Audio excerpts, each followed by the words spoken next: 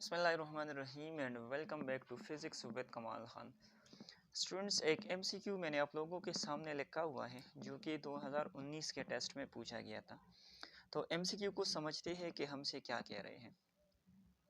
A shell of mass m moving with velocity v। हमारे पास एक shell है, ठीक है, जो कि एक जिसका मास हमारे पास m है और उसकी वेलोसिटी हमारे पास क्या है, वो v है।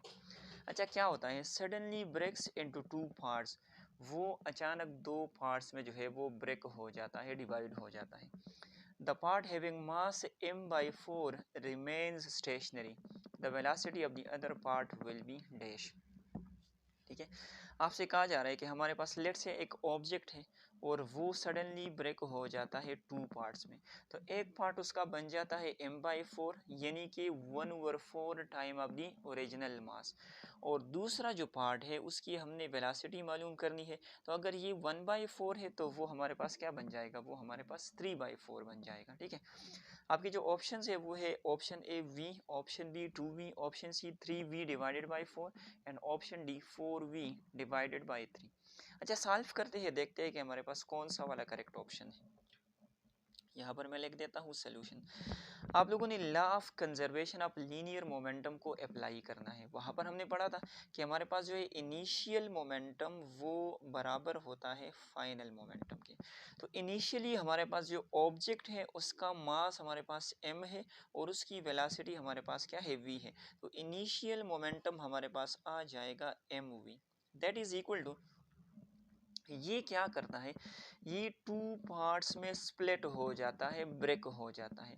तो एक जो इसका पार्ट हमारे पास बन रहा है जो कि हमें गिवन है, that is m divided by 4। अगर मैं इस तरह लिखूँ 1/4, ये हमारे पास उसका एक पार्ट आ गया, और इसकी जो मोमेंटम होगी, इसका जो मोमेंटम होगा, तो इसके साथ हम इसकी वेलोसिटी को मल्टीप्लाई करेंगे। यहाँ पर मैंने 1 लिख दिया। जरा इस पार्ट को समझे। मैंने यहाँ पर लिखा 1/4 m, ये मैंने सीधा यहाँ से उठाया क्योंकि मुझे गिवन है the part having mass m/4, तो इसका मतलब है 1/4 m। v1 मैंने क्यों लगाया, क्योंकि हम बात कर रहे हैं मोमेंटम की। तो इस वाले पार्ट का मोमेंटम हमारे पास आ जाएगा 1/4 m v1। इसी तरह से प्लस जो हमारे पास दूसरा पार्ट है, तो अगर फर्स्ट हमारे पास बन रहा है 1/4 तो वो बनेगा 3/4 ऑफ m। ठीक है, और उसकी वेलोसिटी लेट से हमारे पास क्या है, वो v2 के बराबर है।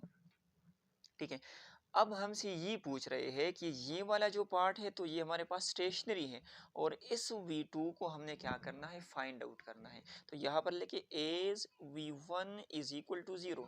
ठीक है, अगर v1 हमारे पास 0 हो जाए तो क्या होगा, तो देखते हैं mv that is equal to 1/4 m, v1 की जगह 0 प्लस 3/4 m, और ये आ जाएगा v2। तो अगर 0 इसके साथ मल्टीप्लाई हो जाए तो ये सारा का सारा टर्म हमारे पास 0 हो जाएगा।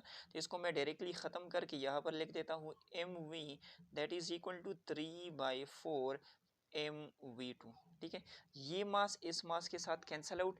ठीक है, मुझे रिक्वायर्ड है v2 की वैल्यू। तो अगर इस 3/4 को मैं यहाँ शिफ्ट करूँ तो ये बन जाएगा 4/3। ठीक है, और यहाँ पर इसके साथ v अपनी जगह पर, और ये आ जाएगा v2।